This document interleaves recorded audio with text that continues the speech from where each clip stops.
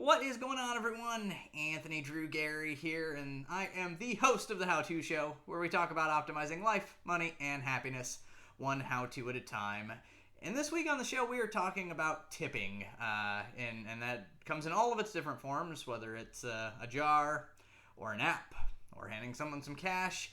It seems to me that this is a popular topic of discussion as folks are experiencing what may be called tipping fatigue.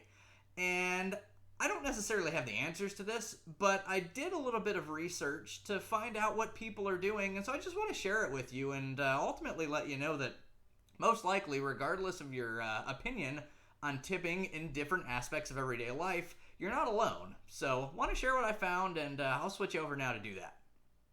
Really quickly, I made a Google form sheet and asked, I think it was 27 different questions, and it's all binary, yes or no, asking, do you typically tip the workers at these locations? And it's everything from sit-down restaurant to fast dining. We'll go through all of the different categories in a minute, but sent this out to my friends on Facebook and was very thankful. I got 85 responses. And so this isn't a perfect cross-section of society, but it's enough data points to let you experience a little bit that you're probably not alone in your thinking, regardless of how you would answer any one of these questions. So without further ado, let's just dive into the results. And so the first question is, do you tip at a sit-down full-service restaurant? And 100% of people did. This is very customary, not surprised by this. But we take it to the next question, and we talk about fast casual restaurant dining in. And so my thoughts to this is like a Chipotle, a Qdoba, a McAllister's. And the results start to get a little more distinct. And so we've got 38% saying yes, 61% saying no. We continue that full service to go. We've got about 60% saying yes, 40% saying no. And this would be like if you're call ahead and order to B-dubs or something like that, and you go pick it up yourself. Then a fast casual restaurant to go, the numbers start to shift toward no. This would be an example if fast casual, let's say you call ahead to Chipotle, or you just walk into Chipotle and you don't sit down and eat there, you take it to go with you. Pizza delivery driver was unanimous. Everybody agrees that you support your pizza delivery drivers, so I think we can all feel good about that one. Hotel housekeeping, and I'll cover this one in tandem with Airbnb/Vrbo housekeeping. The response was overwhelmingly no, but it was approximately double for hotel housekeeping versus Airbnb housekeeping. And I think some of that may have to do with the transparency and the fees that are involved. You know, you pay a cleaning fee to Airbnb where it's, I guess, lumped into your hotel charge. And maybe it has something to do with how those employers or how those companies that service those sorts of outsourced cleaning activities are compensated in their own right. But this is what we found here. Overwhelmingly, folks are not doing this, but maybe this is one where you could consider it.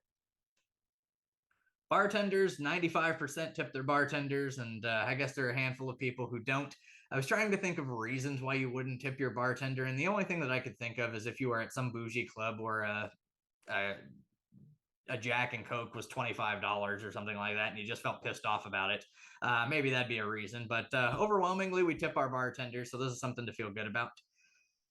The next one is a little bit controversial. This is delivery app drivers above and beyond the delivery fee. 3 in 4 people say yes to that, though I feel like there's some level of what could be called extortion in this one. There are the rumors that if you don't basically tip them ahead of time generously, you may never get your food. I question the ethics of this one a little bit, but admittedly, I don't partake in this one myself at all. Go and get my food if necessary, and if you that may be one way to look at it. If you don't feel like tipping your delivery app driver handsomely, then maybe you should be going and getting these things on your own. 92% of people said that they tip for haircuts, hair coloring, and hair services. And this is fascinating to me because this is among several of these on here where the industry sets their own prices, and then there is still an expectation above and beyond that. And so just things that I'm noticing. I don't feel very strongly that I'm here to change your habits. I'm just showing you what the data says here. Coffee shops, this was about as close to 50-50 as you can get, and I can see both sides to this one. You want to make sure that that these folks are feeling like they're taken care of. But the flip side to that is that a cup of coffee is very expensive these days. I can see both sides. And this gives me an opportunity to talk about, I think the restaurant industry as a whole is adopting this at a rapid clip, and that's the tipping on the iPad. Let me spin the iPad around to you. It's just going to ask you a few questions, and that basically asks, do you want to pay more for this meal? Because as I understand it, regardless of the folks working behind the counter are making $2 and change an hour as tipped employees, or they're making $20 an hour as incredibly talented staff, they're still flipping that iPad around to you to make that choice. And so you can take this data and know that if you say yes to that, or if you say no to that, either way, you're not alone in the most case.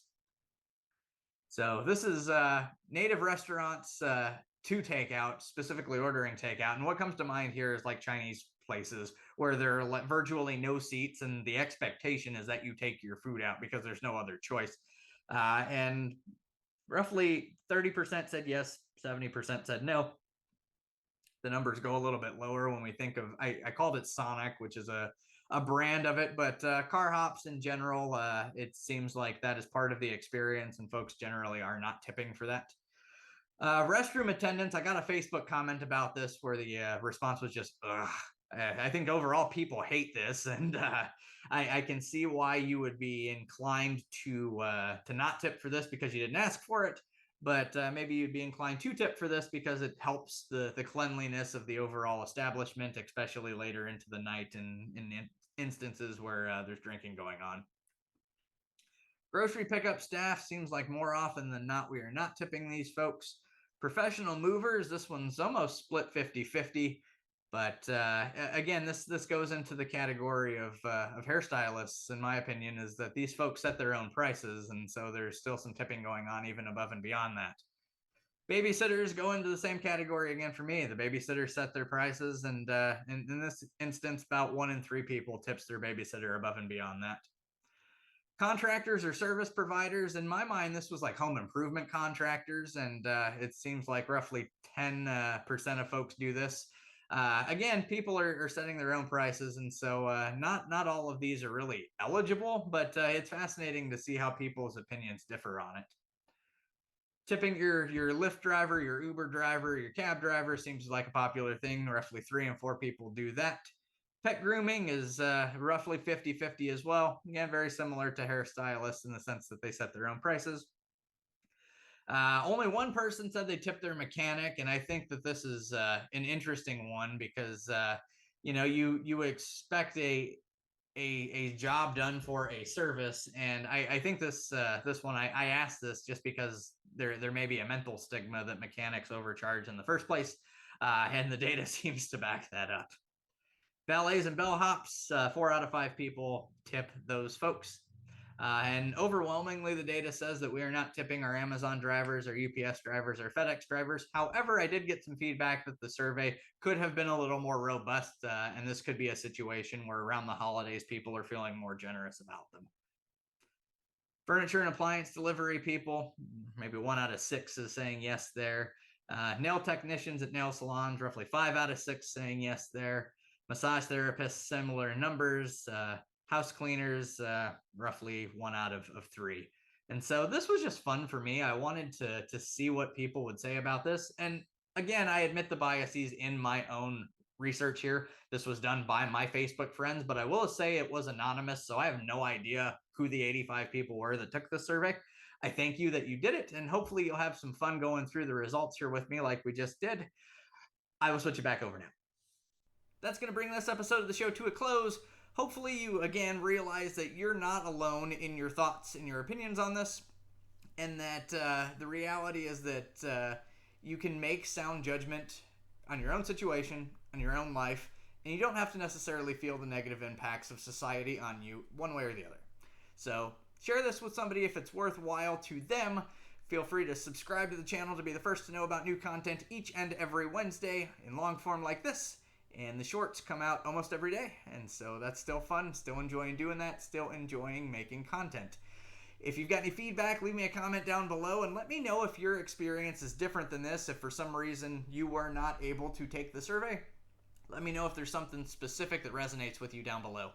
As always, you can give me ideas for future topics on the show there as well. And if you are looking to transact real estate in the Indianapolis or greater Indiana markets, get in touch with me in the comments or at indiedwell.com. Until next time, this is Anthony Drew Gary, host of The How To Show, signing off.